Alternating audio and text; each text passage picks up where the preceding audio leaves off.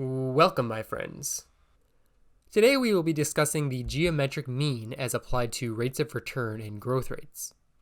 You will want to use the version of the geometric mean I'm about to show you for things like returns on stock investments, return on investment for a business, or any other growth rate.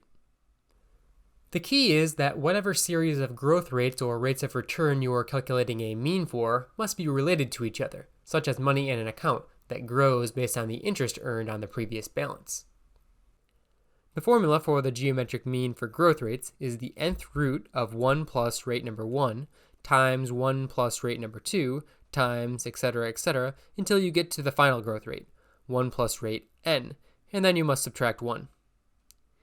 Each of the x's are the growth rates or rates of return, and n is the number of rates or periods.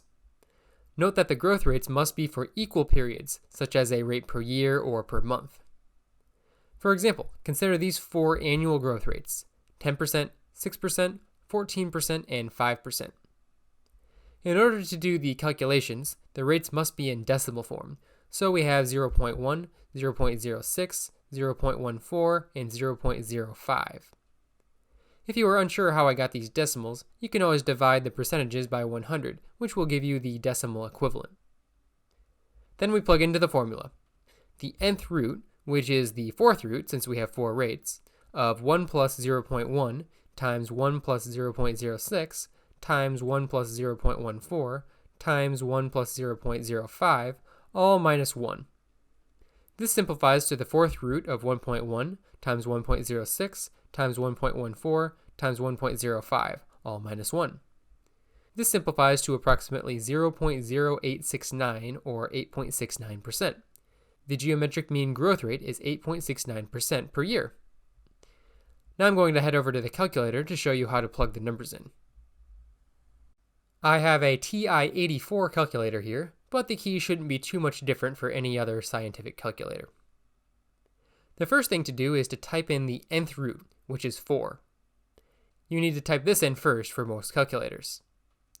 Then you need to look for a symbol that looks something like x root. For this calculator, you need to press Math, and then you see that it's the fifth option down, x root. So I can either press 5 or I can scroll down and press Enter. Now I can type in all of the values.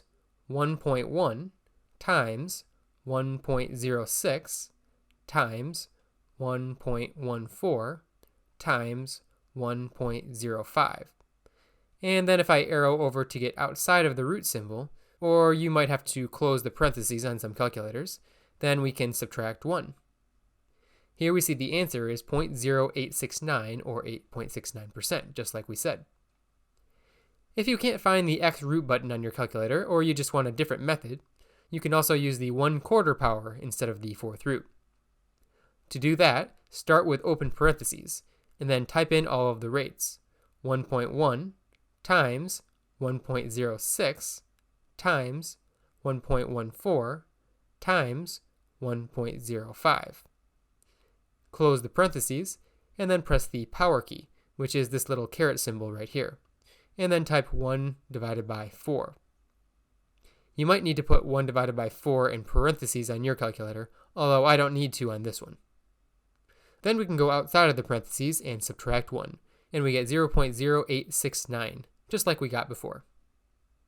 Let's compare the geometric mean of 8.69% to the arithmetic mean, the mean that you're probably more familiar with. To find the arithmetic mean, we simply add all the numbers together and divide by the total number of values. So we have 0.1 plus 0.06 plus 0.14 plus 0.05, all divided by 4, which is equal to 0.0875 or 8.75%. The geometric mean will always be less than or equal to the arithmetic mean, because the geometric mean is taking into consideration compounding, such as interest earned on interest. For example, if I make 10% interest on $1 in a year, I will have $1.10. In the next year, I have the opportunity to make interest not only on the original $1, but also on the 10 cents that I earned last year. The geometric mean takes this into consideration, but the arithmetic mean does not. What if you don't have a rate of return or a growth rate, but instead have the value of something like a stock or investment at the beginning and the end of a period? there is another formula we can use to find the average growth rate earned between these two periods. The formula for the average growth rate is the nth root of the value at the end of the period divided by the value at the beginning of the period minus 1, where n represents the number of periods between the two dates, which can be in days, months, weeks, years, or whatever you want. For example, if I purchased GameStop stock for $43.03 on January 21st, 2021, and then sold it for $347.51 on January 27th, 2021, we would have 6 days between these two dates, so n is equal to 6. We take the sixth root of 347.51 divided by 43.03 minus 1, which is equal to 0.4164 or 41.64%. So the average return per day is 41.64%, an outrageously high amount. Let me show you how to type this one into your calculator. This time we want the sixth root, so we can type in 6 first. Then go and find the X root button. For me, again, we can press Math, and then it's option 5. Then type in the ending amount, 347.51, divided by the beginning amount, 43.03. Get out of the square root symbol, or you might have to close parentheses on some calculators, and then subtract 1.